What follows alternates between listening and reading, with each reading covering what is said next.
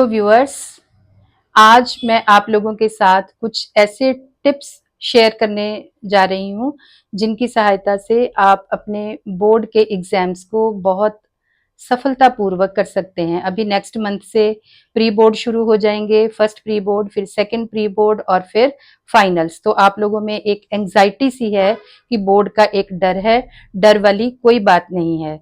तो अगर आप इन टिप्स को फॉलो करेंगे तो मुझे बहुत उम्मीद है कि आप अच्छा कर पाएंगे। सबसे पहली बात ये कि क्वेश्चन पेपर पढ़ने के लिए 15 मिनट का समय बोर्ड की तरफ से दिया जाता है। आपके स्कूल में भी ये चीज होगी, जब पेपर आप दोगे प्री बोर्ड का आपकी प्रैक्टिस के लिए, तो 15 मिनट का समय जो आपका पढ़ने का होता है, तो आपको पूरा पेपर उस 15 मिनट में पढ़ने की कोई जरूरत नहीं है।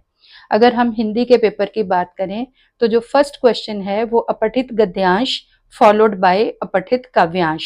तो आपने इस समय में क्या करना है कि पूरा गद्यांश 2 बार ध्यान से पढ़ना है और उसके बाद पेंसिल लेकर, क्योंकि क्वेश्चन पेपर पर लिखना अलाउड नहीं है, आप पेंसिल लेकर हल्के हल्के हाथों से जो आपको ही नजर आए आपने क्वेश्चंस के आंसर्स को अंडरलाइन कर लेना है। इसका क्या फायदा होगा कि लंबा पेपर होता है लैंग्वेजेस का, तो पेपर आपका छूट जाता है, क्योंकि आप 15 मिनट वेस्ट कर देते हो पढ़ने में पूरा क्वेश्चन पेपर। उसके बाद जब फिर से उसे पढ़ने लगते हो फर्स्ट क्वेश्चन को, तो वो बहुत टाइम ले लेता है। तो ये आपकी टाइम सेविंग होगी। अपठित गद्यांश और अपठित काव्यांश के आंसर्स आपके पास रेडी होंगे, तो जैसे ही बेल होगी कि स्टार्ट राइटिंग, तो आप बहुत इजीली बहुत कम समय में उन आंसर्स को अपनी आंसर स्क्रिप्ट पर लिख। नेक्स्ट पॉइंट है कि कठिन शब्दों के इस्तेमाल से बचें। नो डाउट कठिन शब्द जो हैं वो इवेल्युएटर पर अच्छा प्रभाव डालते हैं, लेकिन यदि आपके स्पेलिंग्स गलत हो गए तो आपके मार्क्स कटेंगे। इसलिए अगर आपको जरा सी भी दुविधा है तो आप पर्यायवाची शब्दों का इस्तेमाल करें, उससे आपके मार्क्स नहीं कटेंगे। फॉर एग्जाम्पल, रात्रि आपने लिखना है बट आप श्योर नहीं हो कि बड़ी की मात्रा लगेगी तो छोटी की, तो इसके लिए आप रात शब्द का इस्तेमाल करें, इससे आपको फुल मार्क्स मिलेंगे। लेकिन हो सकता है अगर आपने स्पेलिंग्स गलत कर दिए तो आपके मार्क्स कट जाएं। और एक महत्वपूर्ण बात यह है कि आप लंबी चौड़ी कहानियां लिखने से बचें। 2 नंबर का आंसर है, आपको टू द पॉइंट उसका आंसर दें। आप इधर उधर की कहानियां लिख देते हो और जो असली पॉइंट्स हैं वो रह जाते हैं, जो असली बात है वो रह जाती है, तो इससे आपके मार्क्स कटेंगे। टू द पॉइंट लिखें, छोटा आंसर लिखें, तो इसलिए आपका पेपर छूटेगा भी नहीं और आपको फुल मार्क्स मिलेंगे। इसके अतिरिक्त कोई भी इस तरह की आपने कंट्रोवर्शियल बात नहीं लिखनी।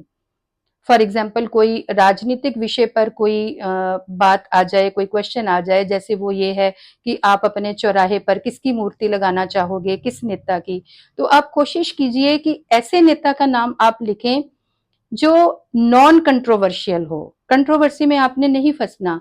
तो नेताजी सुभाष चंद्र बोस हैं, भगत सिंह है, उनको सभी लाइक करते हैं, लेकिन आपको नहीं मालूम कि जो प्रेजेंट के नेता हैं, आप किसका नाम लिख दोगे और जो इवेलुएट करने वाला पेपर वाला है वो पता नहीं किस नेता को पसंद करता है, ठीक है ना। तो ऐसे में आपके फिर जो मार्क्स हैं वो कट सकते हैं। इसलिए हमेशा ऐसे क्वेश्चंस में आप नॉन कंट्रोवर्शियल फिगर को ही यूज करें, उन्हीं का ही नाम लिखें।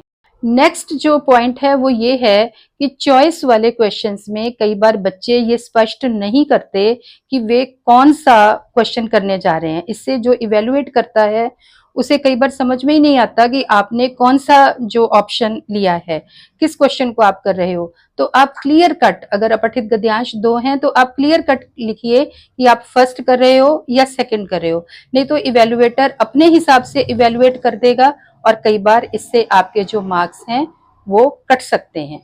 नेक्स्ट इंपॉर्टेंट टिप है, कभी भी अपना जो आंसर है वो क्योंकि से स्टार्ट मत कीजिए, ना क्योंकि से ना बिकॉज। बिकॉज फॉर इंग्लिश, क्योंकि फॉर हिंदी।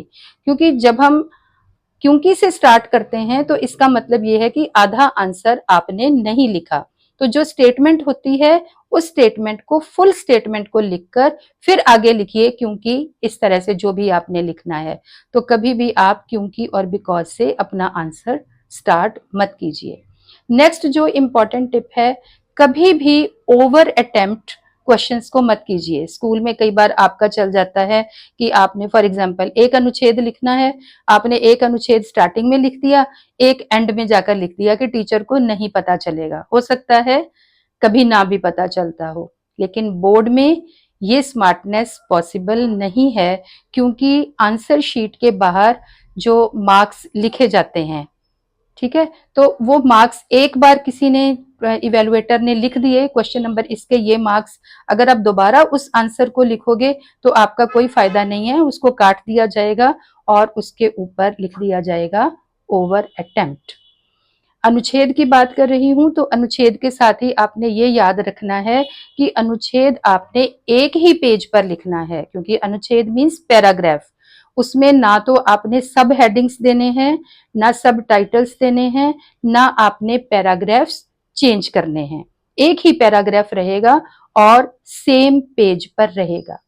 सेम पेज से जुड़ी हुई नेक्स्ट बात यह है कि जितने भी जो आपके आंसर्स हैं, विज्ञापन है, संदेश है, जो आपने बॉक्स में लिखने हैं, वो आपने एक ही पेज पर करने हैं। ये नहीं कि बॉक्स बनाना शुरू कर दिया और फिर आधा बॉक्स नेक्स्ट पेज पर ले गए, नहीं, उसमें आपके मार्क्स कटेंगे। सेम पेज करना है। कई बार ये प्रॉब्लम आती है, आपके पास स्पेस बहुत कम बची है, ऊपर आप आंसर्स कोई लिख रहे हो, ऐसे में आपने क्या करना है, जस्ट राइट PTO और वो स्पेस छोड़ दीजिए, turn over the page, next page पर जाइए और फ्रेश पेज पर आप बॉक्स को बनाइए। आप हमारे चैनल को लाइक कीजिए, सब्सक्राइब कीजिए और मैक्सिमम शेयर कीजिए ताकि आपको आगे मेरी आने वाली वीडियोस मिल सकें।